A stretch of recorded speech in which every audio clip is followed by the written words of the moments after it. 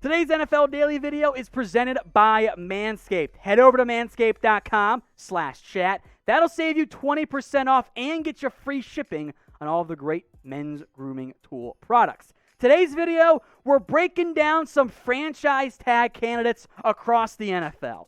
Let's begin with the most obvious one. That is Dak Prescott, who was tagged last year by the Dallas Cowboys. So we actually know what the franchise tag will be. The way the franchise tag works, the first tag, the average of the top 5 salaries at that player's position. The second tag is either the top 5 average or 120% of what they made last year, whichever ends up being higher. Guess what it is? It's the franchise tag, the 120%. It's $37.7 million. The Cowboys have claimed for years now they want to pay Dak Prescott.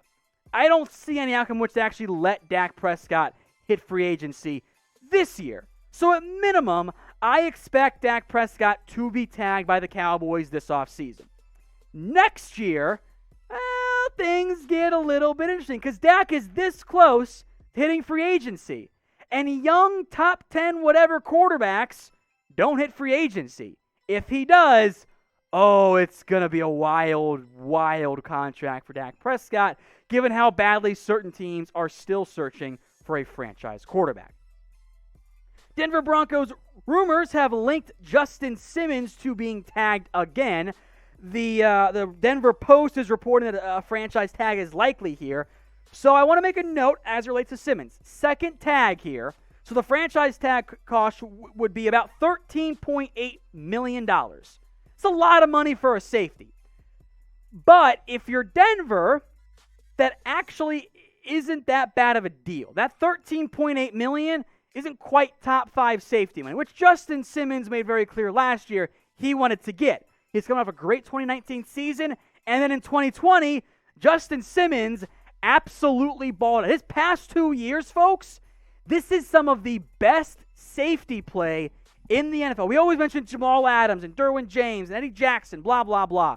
Past 2 years, it's a very real argument that Justin Simmons has been the best safety in the NFL. Now, from a money perspective, he wants to get top 5 money, and I don't blame him at all. Having gone a year on the tag, he wasn't going to take it last year either. There is a 0% chance that his agent, the same agent as Dak Prescott, by the way, Todd France, will settle for anything remotely less than $14 million. And frankly, if I were his agent, I'd be asking him to be the highest paid safety in the NFL. Because at worst, he's top 5 or top 10. And that guy always gets the bag in a significant way. He has been an awesome football player. And if I'm Denver, I know I have an elite safety. Why would I not pay him? If I pay him now, it'll be less than when Jamal Adams gets paid. It'll be less than when Derwin James gets paid. Less than all these other up-and-coming safeties. So if I'm Denver, I'm just going to throw the bag at Justin Simmons, and then I also have the option to maybe tag a Shelby Harris as well. So let me know in the comments, who should your team tag this year? And if it's nobody, type in none. We'll eventually discuss all 32 NFL teams here, but let me know what you guys think in the comments section. Let's go to Allen Robinson, another, I think, rather obvious candidate here. The Bears, for some reason that scholars will try and understand for years and years, have not yet paid Allen Robinson. I desperately want to see him with a good quarterback, because disrespect intended towards likes of Nick Foles and Mitchell Trubisky and Blake Bortles. Those are not good quarterbacks. The franchise tag I'm using, over the cap's projections here, $16.4 million. Well, that's not that bad. That's a lot less than A-Rob should make this upcoming year. So at worst, if I'm Chicago, I'm going to tag that guy because he's really good. He's only 27. I'd probably pay him, which would then also allow me to redo his deal, restructure it, get it down the cap hit lower this year, add some more pieces around whoever the hell my quarterback ends up being in 2021. As mentioned, today's show made possible by Manscaped. If you head over to manscaped.com/chat, you go to that link, it will save you 20% and get you free shipping. It's a fantastic 1-2 punch right there. You can get the Lawnmower 3.0, the single best men's grooming tool for the stuff you can't see on screen right now for good reason. It's manscaped.com/chat. That grooming tool doesn't tug or pull or cut or anything, although it can help you get a tug later if you catch my drift there. It also gets you the most comfortable boxers out there, a handy traveling case. That's all part of the perfect package option. It's all available at manscaped.com/chat, plus plenty of other little extra goodies in terms of men's grooming products, like their ball toner and their ball conditioner and ball deodorant, all that great stuff there. Their nail filing kit, which I think is fantastic. Get the perfect package. Go save 20% and free shipping at manscaped.com/chat. All right, more tag candidates here. Kenny Golladay missed most of the year with an injury. When healthy, he is a legit number one guy. I think, again, the Amari Cooper contract going to be the goal for a lot of these receivers. $20 million. You don't want to pay it for a year? Tag him. And if you're Detroit, when your best receiver under contract is Quintez Cephas, and that's like the only guy under contract, you should probably make sure you keep Kenny Golladay. Especially with Jared Goff. He's getting you guys to throw to. I'm keeping Golladay pretty easily if I'm the Lions. I'd say maybe an outside chance of a tag and trade here, but I don't think that would be the route that they end up going in the end. I would just keep Kenny Golladay. We'll see in the end what the Lions choose to do.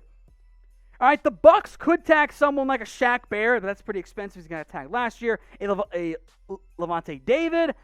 I'm going to go Chris Godwin here. He's an elite receiver. He and Mike Evans are, I think, the best, second best, top three worst, 1-2 punch at receiver, not tight end, Chiefs fans. Don't blame me. In the NFL. Franchise tag, $16.4 million.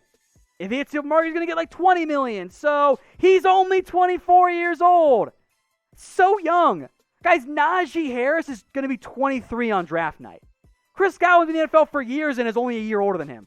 I'm going to pay that guy pretty easily. All right, Will Fuller, an immediate note here, franchise tag cost lower than the other three guys. That is because Will Fuller has a suspension carrying over from this past year because he got popped for doing some PEDs. So, franchise tag is based on the 16-game salary, which I guess will become 17, so I guess it'll be a little bit higher than that. But about $15.4 million is that projected franchise tag cost right now. We'll see exactly how that extra game impacts everything, right? If you want to keep Deshaun Watson healthy, you should pay or at least tag Will Fuller. Pretty straightforward. In the end, you've got four legitimate wide receivers here. You've got A-Rob, you got Kenny Golladay, you got Chris Godwin, and you got Will Fuller. All of those guys are legitimate answers. Those are all really good receivers, and maybe there's not maybe they all got some weaknesses too, but these four receivers, they're about as good as they come. And I've been very impressed with Will Fuller. He was healthy this year. That's a bit of a red flag as well. But we'll see what ends up happening on that front in terms of him staying healthy going forward as well. So again, four receivers here. A-Rob, Kenny Golladay, Chris Godwin, Will Fuller. Four legitimate, I would argue, at least minimum, if not like top tier ones, at least 1As. And that's probably more of the Godwin-Fuller side. Galladay's a 1 when healthy. So pick a receiver for me. Type AR for Allen Robinson. Type KG for Kenny Golladay. Type in CG, for Chris Godwin. Or type in WF for Will Fuller. Now get your votes in there. AR, KG, CG, or WF. All right, let's talk defense now. Back to that side. Yannick Ngakoue, tagged last year by the Jags. His franchise tag is a little bit tricky. So again, I mentioned earlier, the second-year tag is 120% of the previous season or the current franchise tag cost. If you base it on the $12 million that Yannick got last year, it would be about $14.4 million. That's less than the current tag cost. So he took less to get traded by the Jags. It cost about $15.7 million. That's less than, say, a Matthew Judon for the Ravens as a tag. He bounced around 3 different teams last year. Only played for 2 of them, of course. 8 sacks again. Yannick gets you 8 sacks every single season. I watched Trey Flowers get $17 million, barely getting to 8 sacks in a couple years. Yannick Ngakoue is going to get $17 million by somebody this season if he's not tagged, and I think there's a decent chance he does get tagged.